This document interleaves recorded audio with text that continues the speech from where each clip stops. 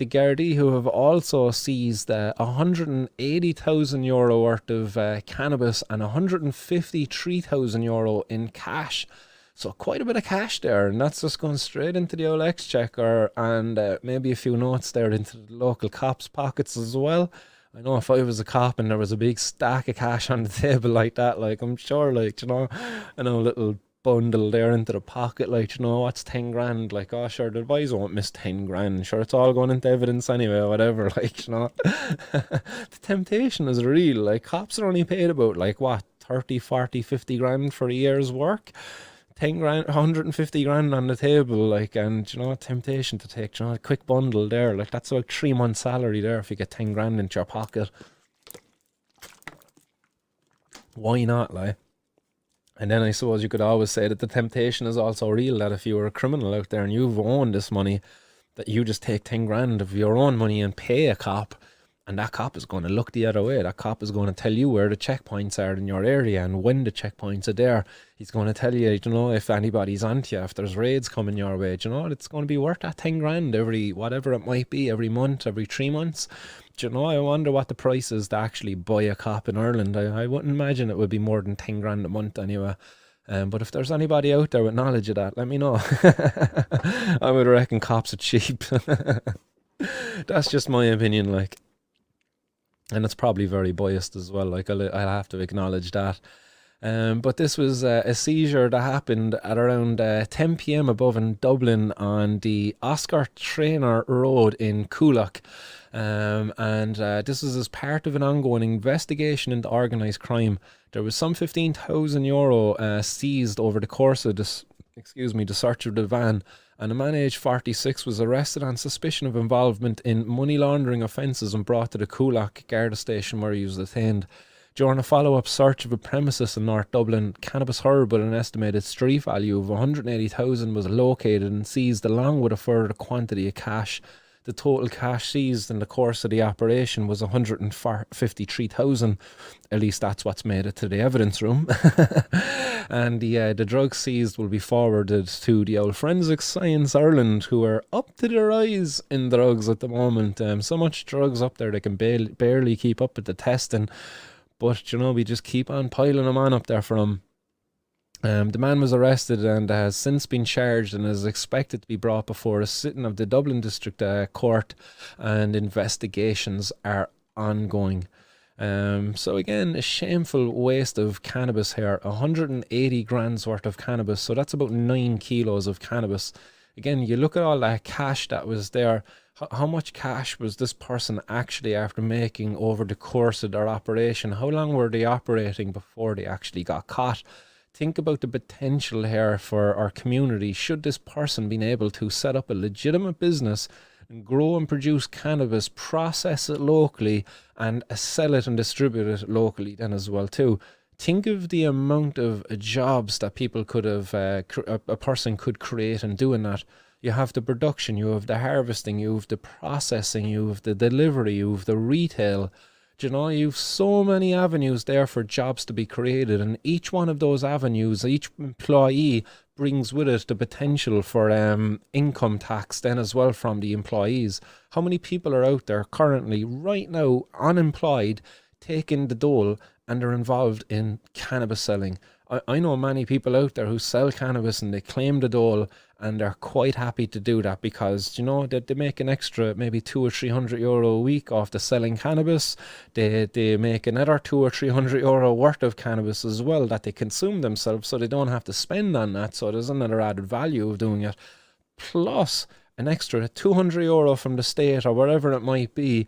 And yeah, why are we doing this? Where's the value for the taxpayers in that?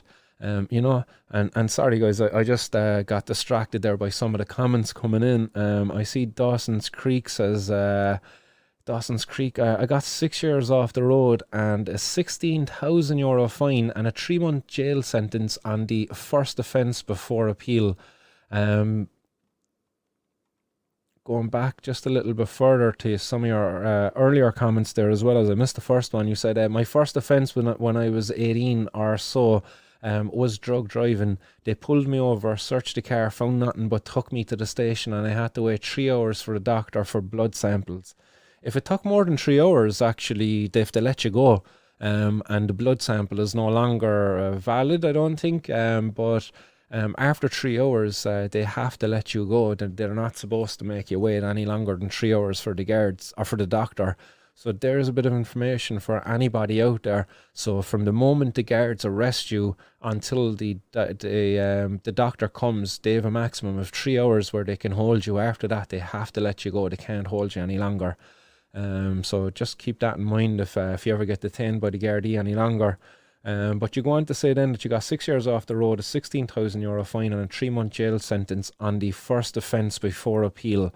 That's a serious of punishment, isn't it? 6 years off the road, like six, like what in the name of God are they at? Like that's ridiculous. After appeal, the time was suspended, 4 grand fine, and 4 years off the road. It still affects me today with jobs, travel, and education. It happened in 2006. 2006. That's sickening, man. That is absolutely sickening. Thanks very much for sharing that with me. I'm sorry to hear you had to go through such a horrible situation. Your first offence, and to get such a serious fine. Like, what happened? How did you even come up with that kind of money? Were you working at a serious job or something like that? That's a crazy amount of money that they hit you with. 16,000 as far as I can remember. I was in Cork and had a judge called Patwell with a nickname of Padlock, as his kid was killed by a drunk driver.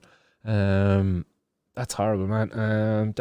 I had a terrible solicitor and didn't know what I was doing. I was in court alone, and you can't bail yourself out, so I had to contact my granddad to hand him the money to bail me out. Man, that's horrible. And you didn't know shit about the laws at the time either. Yeah, well, and why should you? Like, now, like, what person out there really knows about the laws unless they're studying to become a solicitor? It's very complex stuff, in fairness. Like, until it affects you, you don't really go about educating yourself about this stuff. So it's understandable that people don't understand about the law until they find themselves on the wrong side of it, unfortunately. But again, thanks, Dawson, for sharing that with me. Again, sorry to hear you had to go through that shit. Hopefully that they've left you alone since and you haven't found yourself in trouble anymore. But it's shit that people go through this, like, and shit that people lose their license and lose jobs as a result of this, lose their ability to travel. I've shared countless times here my own experience, and my ability to travel being infringed upon, not being able to go to America, and not being able to take part in an international convention of students during the Students for Sensible Drug Policy our conference. I wasn't able to take part in the United Nations General Assembly on narcotics in New York. Well, quite an honour to be able to go and take part in that, represent my country as part of a national, or as part of an international group of students. A bunch of students often get discredited in the media as being lazy and as being a bit of a burden on society and as being drunkards and a lot of negative stuff, especially here in Cork anyway. We've the UCC, and a lot of the times when you hear about them in the media, it's about like drunken parties and stuff like that.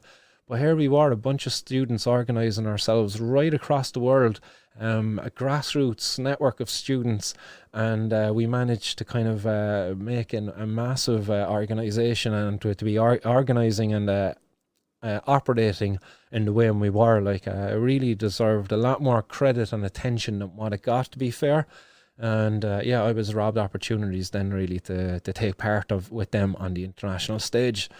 Shameful, but it is what it is, I guess. I can't change it now.